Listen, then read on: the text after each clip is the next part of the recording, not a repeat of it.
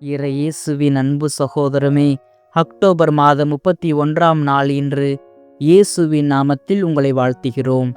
ஆண்டவராகிய இயேசு கிறிஸ்துவின் அருளும் கடவுளின் அன்பும் தூய ஆவியாரின் நட்புறவும் உங்களோடு எந்நாளும் இருந்து பாதுகாப்பதாக. இதோ இன்று நமது தாயாம் திரு அவையோடு இணைந்து நாம் அனைவரும் புனித நோட்பர்கா என்பவரை நினைவு கூறுகின்றோம். யார் இந்த நோட்பர்கா? அப்படி என்னதான் செய்துவிட்டார் தனது வாழ்க்கையில்? வாருங்கள் பார்ப்போம். புனித நோட்பர்கா ஜெர்மனியில் உள்ள ரோட்டன்பர்க்கை சார்ந்தவர்.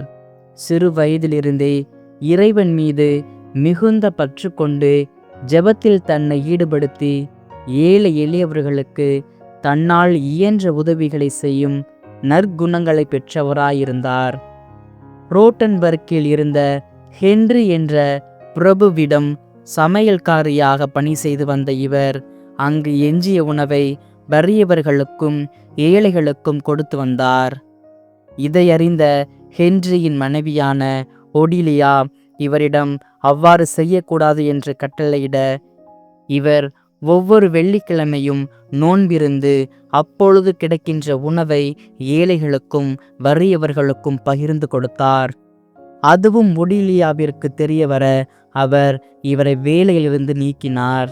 இதற்கு பிறகு இவர் எபின் என்ற இடத்தில் இருந்த ஒரு விவசாயியிடம் வாரத்தில் 6 நாட்கள் வேலை செய்வேன், ஞாயிற்றுக்கிழமை கோவிலுக்கு செல்வேன், அந்நாளில் எனக்கு எந்த ஒரு வேலையும் கொடுக்கக்கூடாது என்ற நிபந்தனையோடு வேலை செய்தார். எல்லாம் நன்றாக போய்க் கொண்டிருந்த நேரத்தில் ஒரு நாள் விவசாயி இவரிடம் ஞாயிற்றுக்கிழமை வேலை பார்க்க வேண்டும் என்று கட்டாயப்படுத்திய போது அதெல்லாம் முடியாது என்று இவர் வேலையிலிருந்து விலகி கொண்டார். இதற்கிடையில் ஹென்ரியின் மனைவியான ஒடிலியா இறந்துவிட இவர் மீண்டும் ஹென்ரியின் வீட்டில் வேலைக்கு சேர்ந்து அங்கு கிடைத்த உணவை வறியவர்களுக்கும் ஏழைகளுக்கும் பகிர்ந்து கொடுத்தார். இவர் தன்னுடைய இறப்பு நெருங்கி வருவதை உணர்ந்து ஹென்ரியிடம், என்னுடைய உடலை ஒரு மாட்டு வண்டியில் வைத்து விடுங்கள், வண்டி எங்கே நிற்கிறதோ அங்கே என்னை அடக்கம் செய்து விடுங்கள் என்று சொன்னார்.